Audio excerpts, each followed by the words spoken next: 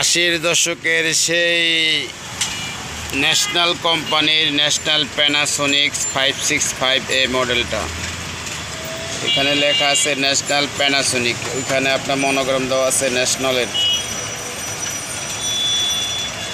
এটা আশির দশকে সেই আপনার কাটা সিস্টেম, মিটারে লেভেল উঠবে, কতটুকু গান বাজে, কতটুকু বিট থাকবে, এটা লেভেলটা হইলো এটা রেডিওর শট। এটা 22 থেকে 70 স্কেল, এটা অনেক বড় স্কেল। 530 থেকে 1600 হার্জ।